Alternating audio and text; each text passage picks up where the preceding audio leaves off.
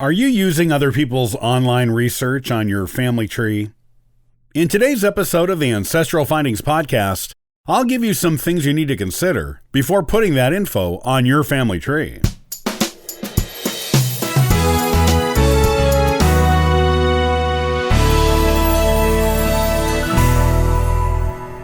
If you have been doing genealogy for a while, you will no doubt have come across the work of other genealogists. There are user-submitted online family trees on many different well-known genealogy websites. Ancestry.com and FamilySearch.org are the sites where you will find the most user-submitted trees, but they are everywhere in smaller numbers.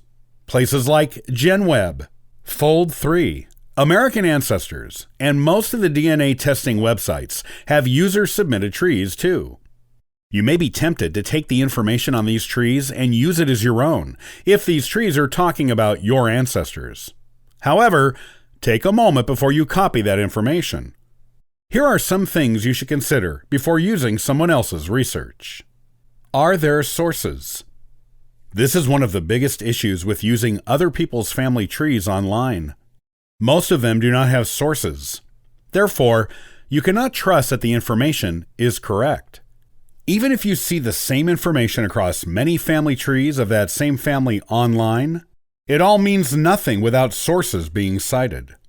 Otherwise, you can just assume that most of these trees are people copying information from each other. You don't want to put unverified information on your family tree. Just because it's online, sometimes on a lot of different trees, doesn't mean it's correct. There have been well-known genealogical instances where trees that were thought to be established for centuries were later proven to be incorrect. The trees were based on family lore or an incorrect interpretation of the available records, and even published in genealogical magazines. Then, later, when someone actually took the time to research the information or look at the old information in a new way, that tree was proven to be wrong. It's happened more than once, even to professional genealogists. Don't let it happen to you. Make sure there are sources and verify them. Look at them yourself if possible. Your tree will be much more likely to be accurate this way. Do the dates make sense?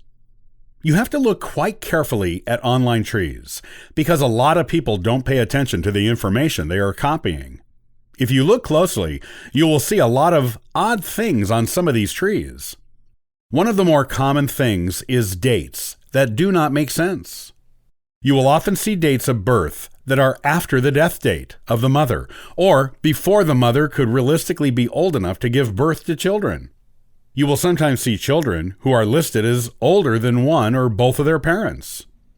When people copy information from other online trees, they either make mistakes in copying them that other people will then copy, or they don't pay attention to what they are copying and don't see the discrepancies. If you are using information from someone else's online tree, make sure the dates make sense, or don't use the research. Investigate that family line further, on your own, to establish the correct names, dates, and relationships. Are children listed with their correct mothers? In families where there has been more than one marriage for a person, and that person has children with each spouse, it is important to make sure that the children are listed with their correct mothers on the trees you're viewing. If you look closely at the dates of birth of the children on these trees, you will see there is no way a child could belong to the mother they are listed under. Either the mother will be too old or too young to have had that child. Other times, the dates may add up, but the children are listed as the children of a stepmother anyway. You will only know it is a stepmother if you pay attention to the date of marriage to that spouse. Look up documentation on all of the children through birth, death, marriage, and newspaper records to determine the correct mother. Sometimes the children are listed with their correct mothers, but you have to be sure before you put it on your own family tree. This can sometimes happen with fathers, too, so pay attention to children of mothers with more than one husband. However, this is a more common problem with a husband with more than one wife. Are the dates and places of birth historically possible? With immigrant ancestors, there is a tendency for online trees to play fast and loose with history. If you're looking for your immigrant ancestor and they go back to the time of European colonization, you will find trees that are just plain wrong. The English were the first European nation to establish a permanent settlement in North America, with the exception of Spain in St. Augustine, Florida, a few decades before the English. Before this, Spanish missionaries came to the American West, but established missions instead of colonies. When new people stopped coming to staff the missions, there was no European settlement left after it. The French came to North America long before the English, but they did not establish permanent settlements. They came to do fur trapping on a seasonal basis and went back to France in between seasons. Some of them married into local Native American tribes, but again, no permanent settlements were made.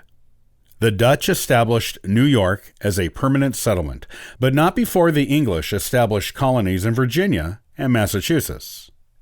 If you see an ancestor on an online tree with a birth date before 1607 in Virginia, the date of the Jamestown settlement, or before 1620 in Massachusetts, the date of the Plymouth settlement, you know that person could not have been born in North America.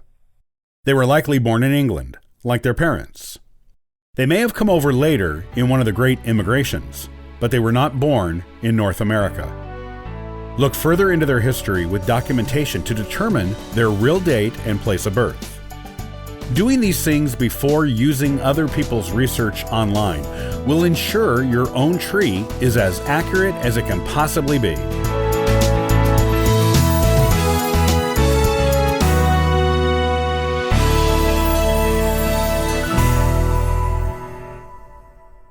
Genealogy is full of surprises. One of those surprises is often the tools you need to do it. In the next episode of the Ancestral Findings podcast, I'll share 10 tools you may be surprised you need to do your genealogy research. To learn more about genealogy and sign up for our weekly giveaway, visit ancestralfindings.com. Copyright by Ancestral Findings, all rights reserved.